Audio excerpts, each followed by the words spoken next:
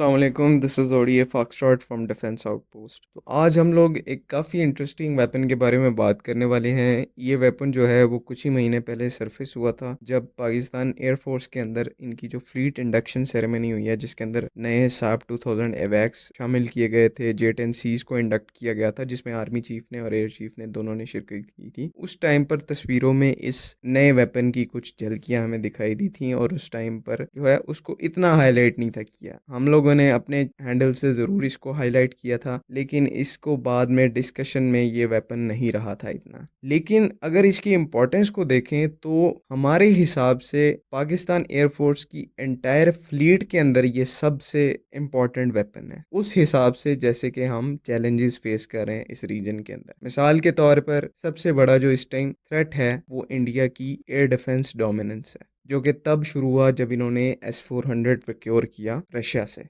अब कहने को तो उसकी कैपेबिलिटीज़ पर काफ़ी सवाल उठाए जा सकते हैं, लेकिन उसकी इफ़ेक्टिव को नज़रअंदाज नहीं किया जा सकता। तो आज वीडियो में इन्हीं सारे टॉपिक्स पर बात करेंगे। आगे बढ़ने से पहले अगर आप लोगों ने अभी तक चैनल को सब्सक्राइब नहीं किया तो please make sure to like this video and do subscribe to the channel. तो सबसे पहले तो हम यहाँ जिस वेपन की बात कर रहे हैं वो हमारी indigenous anti radiation glide bomb kit है। अब ये जो कॉन्सेप्ट है ना, ये बहुत ही यूनिक और नया है। इससे पहले दुनिया ने ऐसा वेपन नहीं देखा। हमने एंटी रेडिएशन मिसाइल्स देखे हैं, हमने ग्लाइड बॉम्ब देखे हैं, लेकिन एंटी रेडिएशन ग्लाइड बॉम्ब आज से पहले किसी कंट्री ने डेवलप नहीं किया। तो इसको पार्ट्स में समझने की कोशिश करते हैं। देखें, ग्लाइड बॉम्ब हम सबको पता है कि एक जो होता है वो नॉर्मल बॉम्ब होता है जिसे हम डम बॉम्ब कहते हैं, एक होता है ग्लाइड बॉम्ब। ग्लाइड बॉम्ब में कुछ एडिशनल पार्ट्स लगाए जाते हैं जिसकी वजह से बॉम्ब जो है एक तो स्मार्ट मिनेशन बन जाता है और थोड़ा सा ज़्यादा फासला कवर करता है। अगर डम बॉम्ब या लेज़र गाइडेड बॉम्ब उसकी रेंज जो है वो 20 या 30 किलोमीटर होती है, तो आपकी ग्लाइड बॉम्ब की जो रेंज है वो 100 से 150 किलोमीटर की होती है। और पाकिस्तान के केस में हमारी जो आरई के किट्स हैं वो 250-300 किलोमीटर तक स्ट्राइक कर सकती हैं। तो मिलिट्री फील्ड में इसकी जो एप्लीकेशंस हैं वो बहुत सिग्निफिकेंट हैं। मेनली आजकल का जो फोकस है वेपन्स को डेवलप करने का वो ऐसे है कि उसको ऑपरेट करने वाला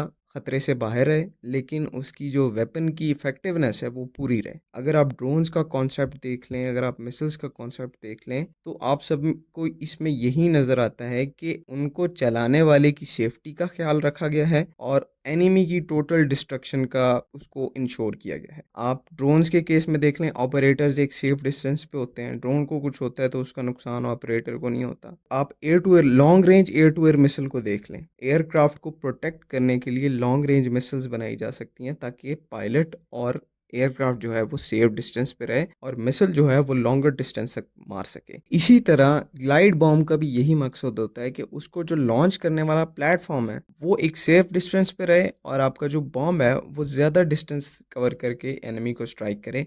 तो एंटी रेडिएशन ग्लाइड बॉम्ब में भी यही कॉन्सेप्ट होता है। एंटी रेडिएशन मिसाइल्स में या बॉम्ब्स में ऐसे सीकर लगाए जाते हैं जो कि एयर डिफेंस के रेडार से एमिट होने वाली रेज को कैप्चर करते हैं और उनको फॉलो करके स्ट्राइक करते हैं किसी भी एयर डिफेंस के रेडार पर, जो कि उसका प्राइम कंपोनेंट होता है। तो anti radiation basically air defence को न्यूट्रलाइज करने के लिए वेपन होता है, जिनको हम सीड या डीड मिशन के नाम से जानते हैं, suppression of enemy air defence या destruction of enemy air defence. Anti radiation missiles में आपकी हार्म आती है AGM-88 हार्म मिसाइल, जो अमेरिका की है, जो कि यूक्रेन में भी यूज हो रही है, लेकिन उसका एक डाउन साइड क्या है कि उसकी रेंज कम है। पायलट को एयर डिफेंस की किल रेंज में जाना पड़ता है उस वेपन को लॉन्च करने के लिए, जो कि उसकी सर्वाइवल प्रोबेबिलिटी को बहुत कम कर देता है। और ज़्यादातर ये जो सीड मिशंस होते हैं ये सबसे डेंजरस मिशंस होते हैं किसी भी मिलिट्री कैंपेन के। तो पाकिस्तान एयरफोर्स ने यहाँ पे अपनी एक्सीलेंट इंजेन्युइटी का इस्तेमाल किया और एक ऐसा वेपन बनाया कि आप उसको एयर डिफेंस के अगेंस्ट भी यूज़ कर सकते हैं और आप एक सेफ डिस्टेंस से यूज़ कर सकते हैं। अब इस वेपन की जो डिटेल्स हैं वो तो बाहर नहीं है क्योंकि बहुत सीक्रेटिव वेपन है, बहुत सीक्रेटिव वेपन है। अब विजुअल एनालिसिस से जो चीज़ बाहर आती है कि जो इसका आप फ्रंट पार्ट देख रहे हैं रडूम टाइप, ये इसका एंटी रेडिएशन सीकर है और पीछे एज़ यूजुअल जो है वो आपकी ग्लाइड बॉम्ब किट लगी हुई है। अब इसमें ये भी हो सकता है कि ये किट जो है वो बूस्टेड भी हो सकती है या सिर्फ़ ग्लाइड किट हो सकती है, जिसमें कि अगर बूस्टेड ये होती है तो रेंज इसकी 400 किलोमीटर से ज़्यादा होगी, लेकिन अगर बूस्टेड में नहीं आती तो इसकी 250 टू 300 किलोमीटर की रेंज होगी, जो कि मोर देन इनफ है किसी भी एयर डिफेंस को पेनिट्रेट करने और उसको न्यूट्रलाइज़ करने के लिए, इंक्लूडिंग एस-400। और ऐसे निम्बल वेपन्स को इंटरसेप्ट करना निहायत ही मुश्किल होता है। ये 1 इन अ 1 मिलियन चांस होता है कि एक एयर डिफेंस इतने निम्बल वेपन को इंटरसेप्ट कर पाए। लार्ज साइज़ फाइटर्स का और केस होता है, लेकिन इतने छोटे वेपन को इंटरसेप्ट नहीं किया जा सकता और जो destruction of enemy air defence system है, वो ऑलमोस्ट कन्फर्म होती है। तो रेंज इसकी 400 किलोमीटर भी हो सकती है, 450 भी हो सकती है, क्योंकि रेंज के हवाले से हम कुछ नहीं कह सकते, तो इस बारे में कुछ नहीं कहा जा सकता। लेकिन वेपन जो है, ये इतना कोई इफ़ेक्टिव है ना, कि इस वीडियो में भी शायद मैं पूरा एक्सप्लेन ना कर सका हूँ। मेरी उतनी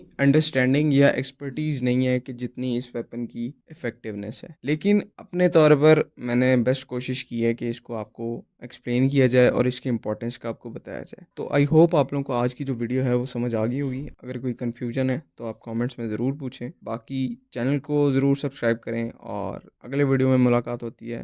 तब तक के लिए अल्लाह हाफ़िज़। पाकिस्तान ज़िंदाबाद।